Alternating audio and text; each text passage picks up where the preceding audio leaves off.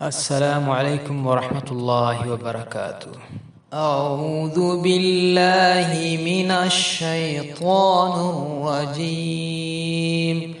بسم الله الرحمن الرحيم.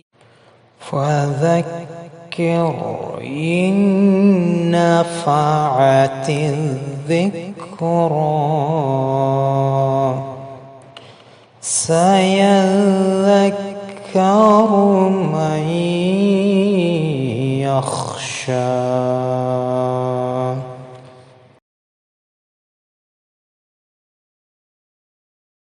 السلام عليكم ورحمة الله وبركاته.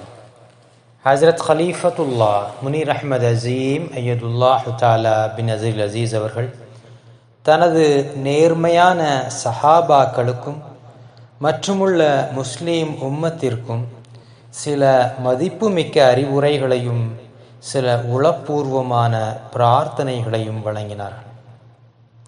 சொந்த ஆன்மாவிற்கான ஓர் உளப்பூர்வமான பிரார்த்தனை. யா அல்லாஹ், அது என்னை வருத்துகிறது, அது என்னை அதிகமாக வருத்துகிறது. நான் பகலும் இரவும் போராடுவதை நீ பார்க்கிறாய் என்பதை நான் அறிவேன். உனது நேசத்தை விட வேறு எந்த நேசமும் உயர்ந்ததல்ல. நான் உனக்காக உனது நேசத்தின் பொருட்டு பொறுமையாக இருப்பேன்.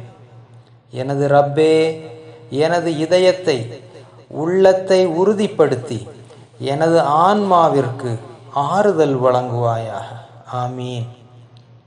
இறைவனின் திட்டமே சிறந்தது. இறைவனாகிய அல்லாஹ்வின் திட்டமே எப்போதும் சிறந்தது என்பதை நினைவில் கொள்ளுங்கள். சில நேரங்களில் அதன் நடைமுறையானது துன்பம் தரக்கூடியதாகவும் கடினமானதாகவும் இருக்கும். ஆயினும் இறைவன் அமைதியாக இருக்கும்போது அவன் உங்களுக்காக ஏதோ ஒன்றை செய்கிறான் என்பதை மறந்து விடாதீர்கள்.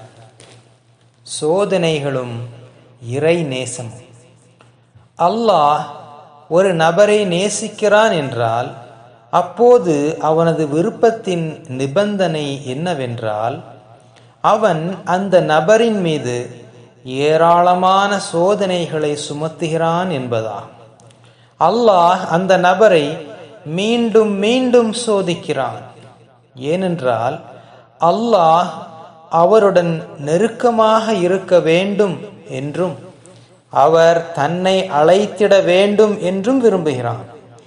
அவனுடைய அல்லது அவளுடைய ரப்பின் மீது தனது அடியார்கள் எவ்வளவு பொறுமையையும் நம்பிக்கையையும் கொண்டிருக்கின்றார்கள் என்பதை மட்டுமே அல்லாஹ் பார்க்க விரும்புகிறான்.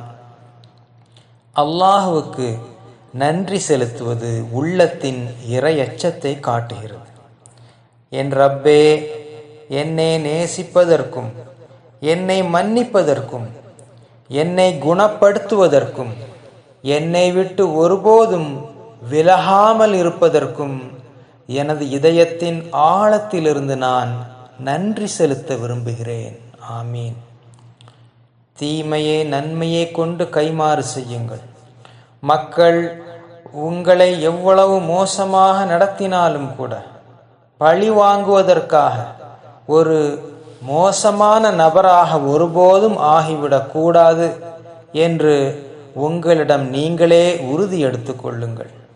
அப்போதும் கூட முன்பு போலவே அன்பாக நடந்து கொள்ளுங்கள். உங்களது உள்ளத்தின் அழகை இறைவன் அறிந்தவனாவான். எவராவது உங்களுக்கு எதிராக பேசும்போது அவர்களை பற்றி நீங்கள் நல்ல விதமாகவே பேசுங்கள். நீங்கள் தவறான முறையில் நடத்தப்படும் போது அவர்களை நீங்கள் நல்ல முறையிலேயே நடத்துங்கள். தீமையே நன்மையை கொண்டு கைமாறு செய்து விடுங்கள். அப்போது இறைவன் உங்களது போராட்டங்களில் உங்களுக்காக போராடுவான். ஆமீன். மன்னிப்பு, கோபம் மற்றும் சோதனைகளின் போது செய்ய வேண்டிய துஆ. اللهم رب محمد اغفر لي ذنبي وأذهب غيظ قلبي وأعذني من مضلات الفتن. பொருள்: அல்லாஹ்வே, முஹம்மதின் இறைவனே, நான் செய்துவிட்ட எனது பாவங்களை மன்னித்து எனது இதயத்தின் கோபத்தை அகற்றி வழிகேட்டின் பக்கம் கொண்டு செல்லும் சோதனைகளிலிருந்தும் என்னை பாதுகாப்பாயாக. ஆமீன். அல்லாஹ் நோய்வாய்ப்பட்ட ஒவ்வொருவருக்கும் முழுமையான ஷிஃபாவை, குணப்படுத்துதலை வழங்கி அவர்கள் துன்பப்படக்கூடிய ஒவ்வொரு நொடி பொழுதிற்காகவும் அவர்களது பாவங்களை மன்னித்து அவர்களுக்கு விரைவாக குணமடைதலை வழங்குவானாக. ஆமீன். மனம் திரும்புதலுக்கான துவா. அஸ்தக்ஃபிருல்லாஹ் الذي لا إله إلا هو الحي القيوم وأتوب إليه. يا حي يا قيوم برحمتك أستغيث. நான் அல்லாஹ்விடம் பாவ மன்னிப்பு தேடுகிறேன். அல்லாஹ்வை தவிர வேறு இறைவன் இல்லை. அவனே என்றென்றும் உயிரோடு இருப்பவனும் அவனே நிலைத்திருக்கக்கூடியவனுமாவான். மேலும் நான் மனம் திரும்புதலுடன் அவனிடமே மீளுகிறேன். என்றென்றும் நிலையானவனே, உலகில் இருக்கின்ற அனைத்தையும் பராமரித்து பேணி பாதுகாப்பவனே, உனது கருணையை கொண்டு நான் உதவி தேடுகிறேன். ஆமீன். இதை சதக்கத்துல் ஜாரியாவாக எல்லோருக்கும் பகிரவும். நாம் ஒருபோதும் மறந்துவிடக்கூடாத ஒரு துவா. இந்த துவா நமது வாழ்வின் நல்ல முடிவை கேட்பதற்காக அல்லாஹ்விடம் பிரார்த்தனை செய்வதாகும். اللهم إني أسألك توبة قبل الموت وراحة عند الموت ورحمة بعد الموت والعفو عند الحساب.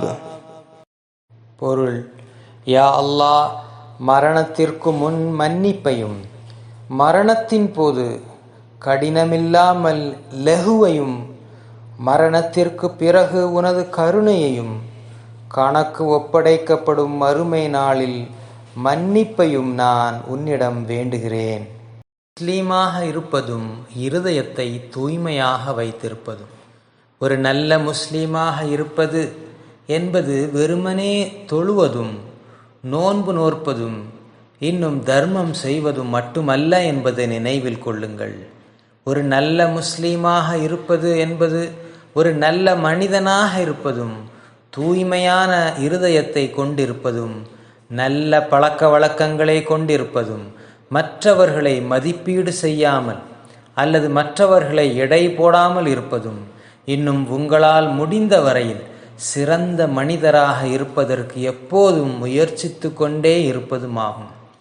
நாம் அனைவரும் சிறந்த மனிதர்களாகவும் சிறந்த முஸ்லிம்களாகவும் இருப்பதற்காக அல்லாஹ் நம்மை வழி நடத்துவானாக. அல்லாஹ் உங்களது அனைத்து வேதனைகளையும் கவலைகளையும் அகற்றி உங்களுக்கு மகிழ்ச்சியை வழங்குவானாக. ஆமீன்.